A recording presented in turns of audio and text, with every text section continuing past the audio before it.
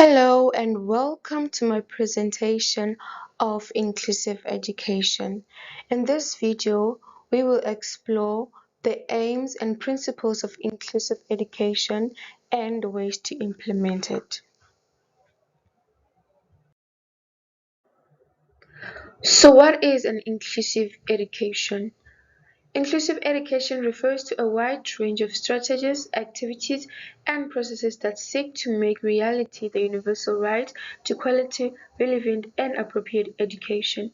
It argues that all children, irrespective of the nature and degree of disability, should be educated in general schools and with non-disabled children.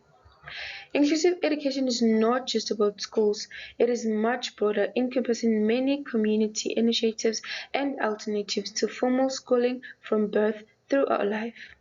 It can be seen as a movement that upholds the essence of education and educational resources to enable and encourage communities, systems, and structures to combat discrimination, embrace diversity, promote participation, and overcome barriers and challenges to learning and participation for all people.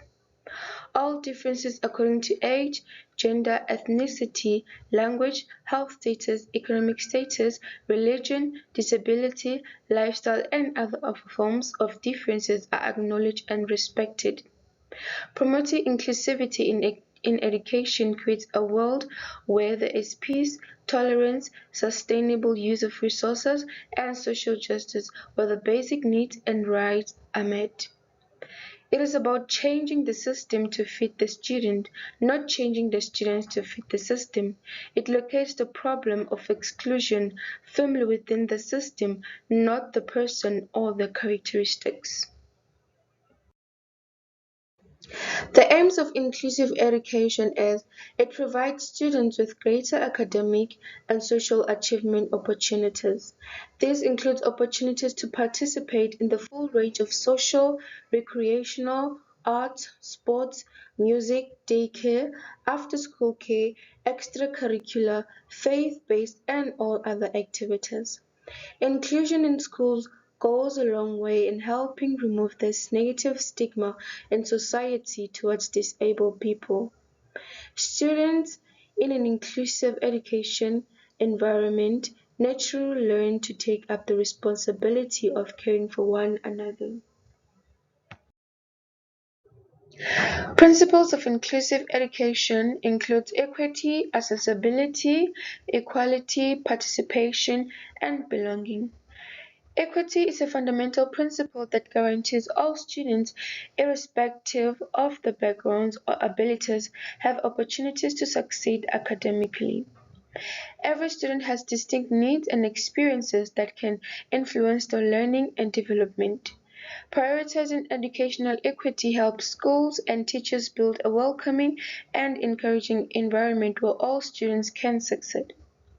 Accessible education is the process of designing courses and developing a teaching style to meet the needs of students from a variety of backgrounds, abilities, and learning styles.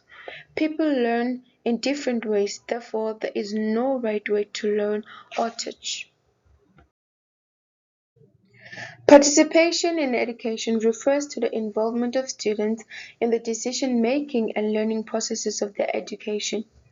Participation has various benefits, such as increasing the relevance and quality of education, improving ownership and consensus, reaching remote and disadvantaged groups, mobilizing additional resources, and building institutional capacity.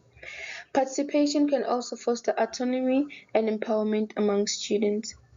Equality in education ensures that all students have equal access to a high-quality education, a safe learning environment, and a diverse student body.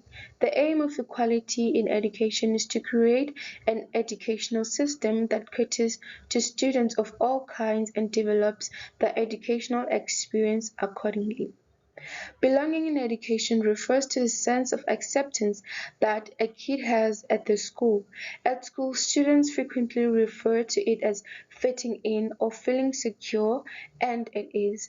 It is sometimes described as the degree to which people believe they are supported, included, respected, and personally accepted by others, especially teachers and other adults in the school's social environment. There are many ways in which we can implement inclusive education. The first one is cooperative learning. Presenting assignments and activities in a way that promotes cooperative learning is a fantastic approach to incorporating inclusive education into the classroom. All pupils have the chance to participate when they learn in groups. Instead of letting students choose their own groups when setting up a group project, students will be assigned to four groups. The second one is specialized learning. Specialized learning environments rely on a significant amount of independent learning. To implement, we have to diversify lesson plans in a way that touches on various learning styles, but it is through independent work that students are really given the opportunity to explore their unique learning styles.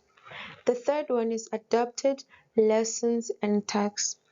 This can be done by incorporating more videos and pictures into lessons, involving educational games or object-based learning to increase engagement. A lot of students learn through play, and this can be an engaging way to immerse them in lessons. The fourth one is supplementary tools. For children who require a little extra support, including those with hidden or apparent impairments, providing supplementary materials in the classroom may be immensely beneficial. Most students will find it difficult to simply take in knowledge by watching or listening to a lesson, even those who seem to be very attentive. The fifth one is the universal learning design. This approach offers flexibility in the way students access material, engage with it, and show what they know. Developing lesson plans this way helps all learners with learning and attention issues. The sixth one is individual education. An individual education plan allows teachers to adapt specific targets to match the child's needs and how these targets will be reached. It allows educators to plan appropriately and monitor the effectiveness of teaching, additional support, or interventions.